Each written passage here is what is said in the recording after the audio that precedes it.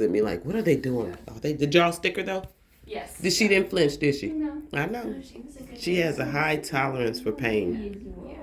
She's about boo boo. Is that my boo boo? Good girl. Yeah. So tell me about the itching. So I had her last weekend, and she was paw licking, scratching, and I was like, "Ooh, let me give her some Simparica." So I gave her some Simparica. Of course, it's not gonna like kick in instantly because when I used to give her the Trifexis, she would start itching a week before it was time. I was like, ugh. But she hasn't really had that problem, so I was thinking it could be, I don't know, something with her gut, and I was like, what is it? It could be. I couldn't figure that out. Yeah. Okay. So she's mostly been licking at her paws, is what Alyssa said? And scratching. Okay. Mm-hmm. Okay. But I don't know if she's been doing it this week because I haven't had her. Gotcha. So in dogs, usually there's 3 things that'll cause them to itch. The first one is fleas, which I don't see any fleas. That's not going to happen. Being on Simparica Trio, we're probably good. Mm-hmm. And the other 2 are some environmental things, like grass pollens, change laundry detergent, anything small that she can suddenly develop an allergy to. And then the third thing is food allergy. But usually with a food allergy, we see it on their mouth, around their lips. So I'm thinking probably something environmental, getting up on her paws, maybe something in the yard that's just, she's having in the backyard too. Yeah, it could be. I know with my dog, there's this one bush. Every time she goes under it, she gets breakout on her back.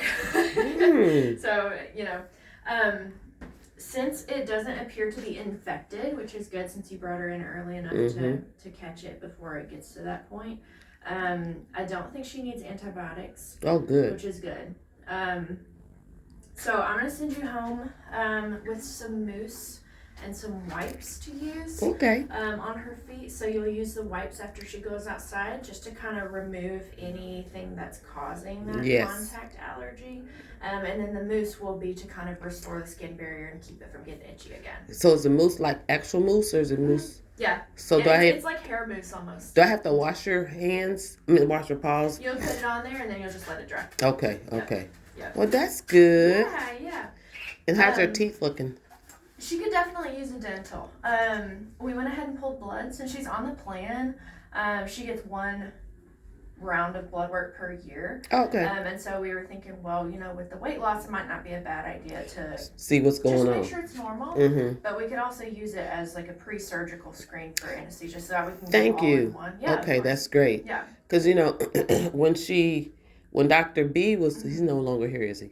Is he still? Okay. He's over there at the shelter now. Oh, he's over there full time. Yeah. Okay. Yeah. So when he was here and he'd give me the report, he goes, well, she has heart failure. I said, heart how? This is the healthiest dog there is. Yeah. Well, backstory. When I got her, wasn't from, I don't even know if you call it a breeder. It was 2 elderly people who were retired and they were chain smokers and they had a ton of dachshunds in their house. And so I didn't put 2 and 2 together. Like, that's not the environment.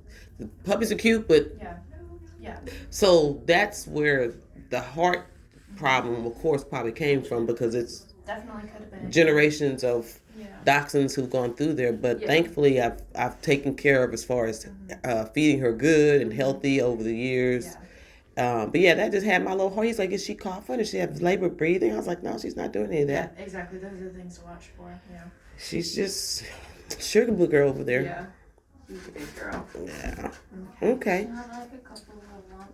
Yeah. How long have these lumps been here? Forever. Notice those last Probably like a couple of years. Okay, years. I gotcha. And the one on her forehead, I felt that one. That's been there since she was like.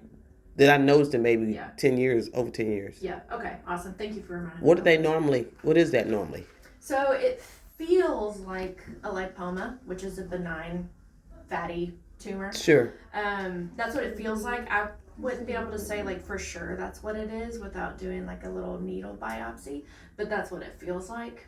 And if it hasn't gotten bigger over the last year, then if it was my dog, I probably wouldn't be super. Don't worry about it. Okay. And that, I don't know what that is. Like somebody put a marble in her. I know, it does kind of feel like that, doesn't it? It doesn't bother her in any type of way. Yeah. But she's really low maintenance as far as pain and suffering. And she's a good girl. Yeah. Thank you, Dr. Highfield. You're welcome. Yeah. All right. I think that was everything. Her heart, I think we talked about last time, her heart murmur Yes. sounds about the same. So what would be a sign that lets me know this not good? I need to hurry up and bring her in. Yeah. Coughing, exercise intolerance. So after she goes on a walk or plays and she just seems really, really tired. Just extra lethargy. But coughing is probably the biggest one. Okay, coughing. And so she really is under 14 pounds? Yes, ma'am. She I feels can so go back and high. look at the sheet. Yeah, if you could.